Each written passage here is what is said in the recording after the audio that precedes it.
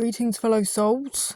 In this video we're going to be having a look at the Atari STM1 mice, which are known to vary a little bit. Yeah, they all have the model number of STM1.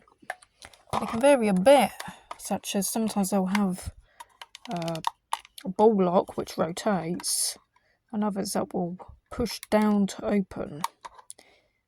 Different serial numbers, which is yeah, this is missing the ball and the lock, unfortunately, so that's just like spare parts. It works nicely though, it does work well, just needs a new lock and ball.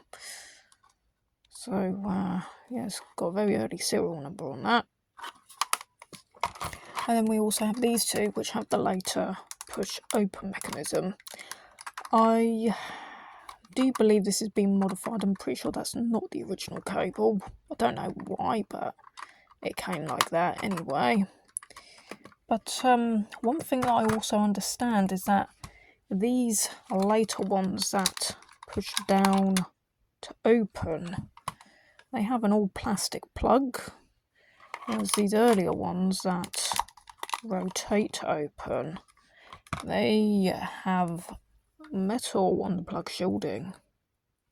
So we have metal on the plug shielding. But the unfortunate thing is of this earlier design is the fact that if you pull it out of the system, sometimes the hood comes off. I'm not saying they all do that, but they can do that after wear, tear and other age-related issues regarding this kind of plastic.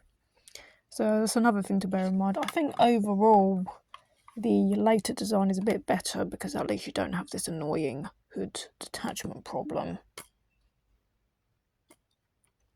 I also failed to note that the ball is also bigger. Looks as though that the ball is actually bigger because you will not fit the ball in the rotating lock based mice of the earlier systems, and instead they only go in the later systems with the push and lock. So that's kind of interesting too. You can only really use the smaller lock. Right. So yeah, these are all pushing mechanisms. These are all rotating mechanisms. We can have a look at the plug variations. Like I said, I'm pretty sure one of the pushing ones it's got different cable. Maybe the original cable broke or something. But I don't know, because testing that, it doesn't work quite right. The axes, I think the X and Y axes are wrong. Not quite sure what happened here, but obviously something in the wiring is kind of wrong, so yeah, that's going to call for a bit of repair. Anyway, opening the three of them up, we can see that they also vary a lot inside. The two on this side are the screw open type, and these ones are the push down to open type. Now, one thing is the buttons.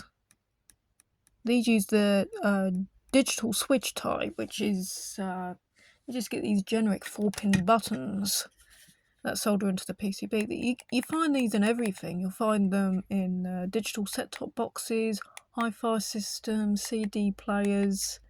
I think even some gamepads and joysticks have them.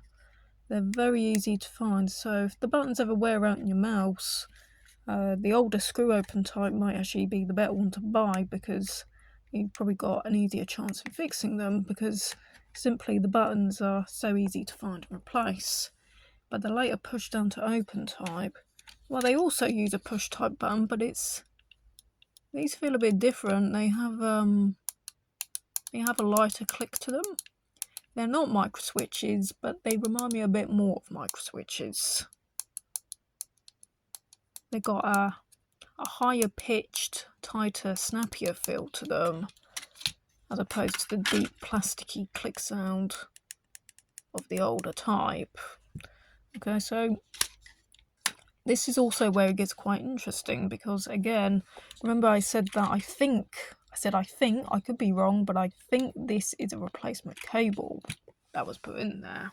We do discover something a little unusual.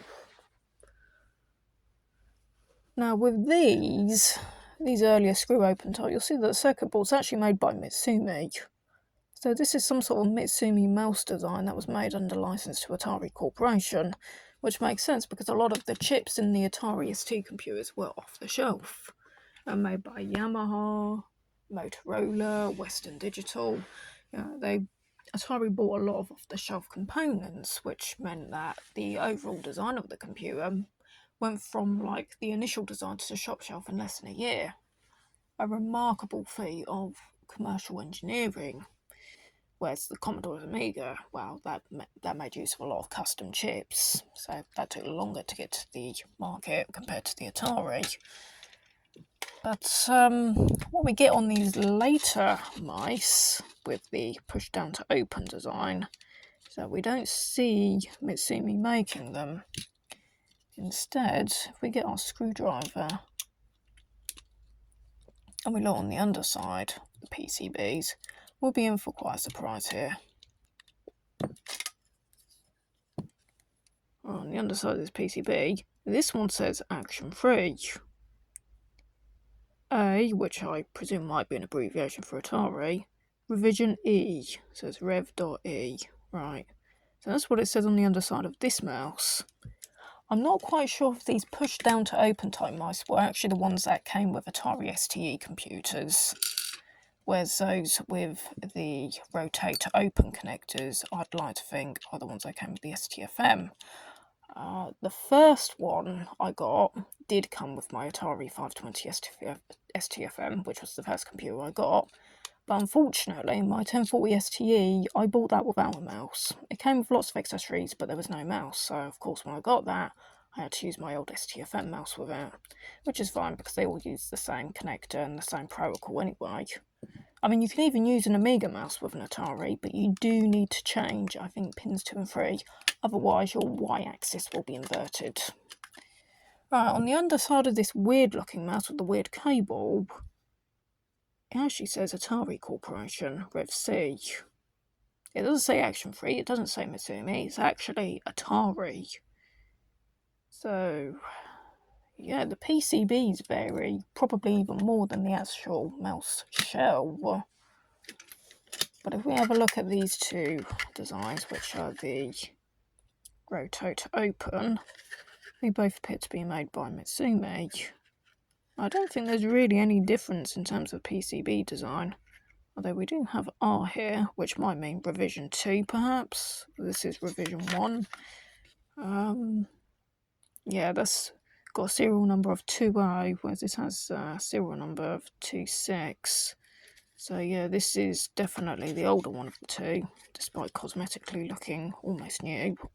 Anyway, I think that's about it. That's all I can really say about the mice. Anyway, I think these screw open type probably sold with the STFM computers, and maybe the push down types were the ones that sold with the STEs. Alright then, rock on, fellow souls. I'll see you in the next kind of techie video, and we'll see what other cool discoveries I'd like to share with you in terms of how much can this design vary? Which one is the coolest one? Which is the one I should buy? As I say, the more popular or the more expensive examples might not be the best choice, but I would say go for the one that you might find easier to repair. As I say, I think the ones with the push down type mechanisms, they have a lighter feel to the buttons. You don't have to press so hard on them. But unfortunately, I don't find these type of buttons very often, and they've got a wide joint as well, so if any of those buttons wear out and they don't work anymore, you could have a hard time replacing them. Whereas the older Mitsumi board types use a really common design. I think it's a bit more user serviceable. Alright, goodbye.